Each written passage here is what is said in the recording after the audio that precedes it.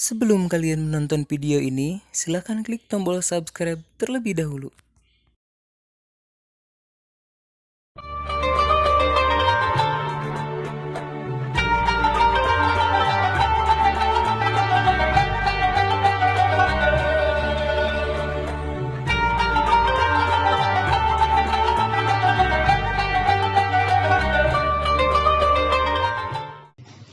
Assalamualaikum warahmatullahi wabarakatuh. Bismillahirrahmanirrahim. Alhamdulillahilladzi arsala rasulahu bil huda wa dinil haq liyudhhirahu 'ala dini kullihi wa kafa billahi syahida. Wassalatu wassalamu ala sayyidina Muhammadin nabiyil huda wa ala alihi wa ashabihi wa tabi'ihi wa man ihtada. Amma ba'd. Alhamdulillah, kita panjatkan puji dan syukur kehadirat Allah Subhanahu wa taala. Kita masih bisa menghirup udara yang segar. Kita masih bisa melakukan aktivitas. Dan yang terutamanya lagi, kita bisa melakukan kewajiban yang Allah perintahkan kepada kita, yaitu puasa di bulan Ramadan. Kesempatan hari ini sedikit ingin sampaikan tentang wasiat baginda Rasulullah Sallallahu Alaihi Wasallam kepada sahabatnya yang bernama Al-Hakam bin Umair. Ada 5 wasiat baginda Rasulullah. Yang pertama, kata baginda kita Rasulullah, kunu fid dunya adyafa.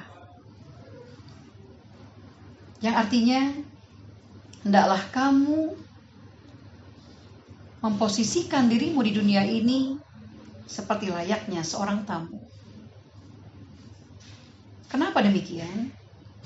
Karena kita tahu dan kita sadar hidup kita di dunia ini layaknya seorang tamu yang datang, singgah, kemudian pergi lagi. Atau seperti layaknya seorang pengembara yang pasti suatu hari akan kembali ke tanah asalnya. Kalau baginda Nabi memerintahkan kepada kita, posisikan dirimu seperti layaknya seorang tamu, berarti jadilah tamu yang baik. Bagaimana kalau kita bertamu ke rumah orang? Bagaimana caranya supaya orang yang memiliki rumah tersebut senang dengan kedatangan kita, mencintai kita, bahkan kalau perlu memberikan hadiah untuk kita. Seperti itu pula lah yang kita lakukan kepada pemilik alam semesta ini. Allah sebagai pemilik alam semesta ini tentunya harus lebih kita perhatikan adab-adab kita kepada Allah. Allah perintahkan kita untuk menjaga waktu, sehingga 6 sumpah Allah dengan nama waktu. Ini pelajarannya agar kita memperhatikan waktu. Seperti halnya seorang tamu, tentunya dia akan senantiasa memperhatikan waktu. Kapan dia untuk berkunjung ke rumah orang. Supaya orang yang dikunjunginya tidak marah. Paling tidak kesal. Tidak mungkinlah kita bertamu di jam 12 malam. Karena lewat dari jam 10 malam pun, itu sudah bukan waktunya untuk kita bertamu. Kalau Allah dalam Al-Quran bersumpah dengan waktu, ada wal fajri demi waktu fajar. Ada was subhi demi waktu subuh. Ada wad duha demi waktu duha. Ada wan nahar demi waktu siang. Ada wal asri demi waktu asar. Ada wal laili demi waktu malam. Ini pelajarannya, perhatikan waktu. Jangan sia-siakan waktu. Bahkan sampai pepatah Arab mengatakan al waktu kasayf fa illam taqtahu qata'aka. Waktu itu ibarat pedang. Dan kalau kamu tidak pandai untuk menjaganya, kamu akan ditebas dengan pedang itu. Begitu pula ketika kita bertamu, kita harus jaga sikap kita, jaga akhlak kita. Kita pasti ingin yang kita kunjungi mencintai kita. Begitu pula Allah telah menetapkan hukum buat kita. Ada haram, ada halal, ada mubah, ada makruh, ada sahih, ada batal. Ini harus kita perhatikan. Sehingga tidak sampai kita melakukan justru yang diharamkan oleh Allah. Atau malah menghalalkan apa yang diharamkan, mengharamkan apa yang dihalalkan oleh Allah. Yang pada akhirnya membuat Allah murka kepada kita. Tamu yang baik, tahu diri, tahu waktu. Yang kedua, pesan baginda Rasulullah kepada Al-Hakam bin Umair, wattakhidul masajida buyuta. Jadikanlah masjid itu sebagai rumah tempat tinggalmu. Rumah identik dengan ketenangan, ketentraman, yang memberikan kebahagiaan dalam hidup kita. Itu yang diperintahkan Nabi. Jadikan masjid sebagai tempat tinggalmu yang memberikan ketenangan dan ketentraman. Jadikan tempat sujudmu yang memberikan kamu kenyamanan.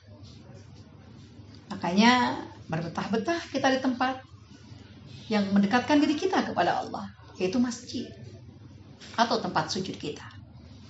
Maka dalam sebuah hadis Nabi sampaikan, aqrabu ma yakunul 'abdu inda rabbih fa huwa sajid. Hamba yang paling dekat dengan Allah adalah hambanya yang sedang bersujud. Di mana tempat sujud? Tentunya di masjid. Yang ketiga, pesan baginda Rasulullah SAW yang tentunya menjadi pesan baginda Nabi untuk kita umatnya. Wa awwidu qulubakum riqah. Biasakanlah hatimu lemah, hatimu lembut. Bagaimana caranya supaya hati ini lemah lembut? Tentunya ada trik, ada cara yang sudah Allah ajarkan. Atau ada cara yang Rasulullah ajarkan buat kita. Di antaranya adalah berkasih sayanglah kepada manusia. Sayangilah fakir miskin. Sayangilah anak-anak yatim. Usap kepala mereka. Karena dengan cara itu hatimu akan lembut. Perbanyak membaca Al-Quran. Perbanyak membaca zikir. Karena dengan zikir yang kita baca, ayat-ayat Al-Quran yang kita kumandangkan, insya Allah itu akan menjadi obat untuk hati kita. Bahkan kata baginda Rasulullah SAW, ini yang sering kita dengar dalam bait syair, bahwa ada 5 obat hati itu. Dengan obat hati itu insya Allah hati yang keras menjadi lembut. Apa obat hati itu? Yang pertama adalah sholat malam, walaupun cuma 2 rakaat. Membaca Al-Quran sambil difahami isinya. Duduk bersama orang-orang alim, orang-orang solih di majlis-majlis ilmu atau di majlis-majlis dzikir. Perbanyak berpuasa dan perpanjang zikir di waktu sahur. Itu adalah obat hati yang bisa membuat hati ini menjadi lembut. Kemudian yang keempat, pesan baginda Rasulullah adalah wa aksirut tafakkur wal buka. Perbanyaklah berfikir dan menangis. Perbanyaklah berfikir. Apa yang kita pikirkan? Tentunya bukan keduniaan, tapi ke dunia yang bisa membawa kita kepada akhirat. Apa yang kita pikirkan?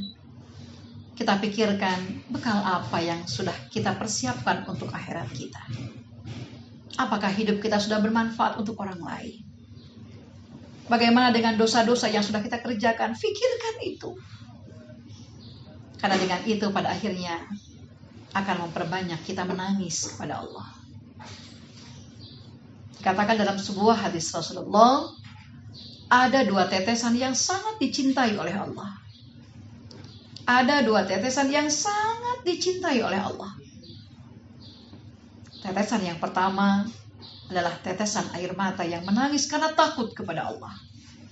Dan tetesan yang kedua adalah tetesan darah yang mengalir dalam rangka berjihad di jalan Allah. Perbanyak menangis. Karena dengan menangis yang takut kepada siksa Allah, takut kepada azab Allah, itu akan menjadi penghalang buat kita dari siksanya Allah. Dan yang kelima, pesan baginda Nabi adalah wala takhtarifu bikumul ahwa.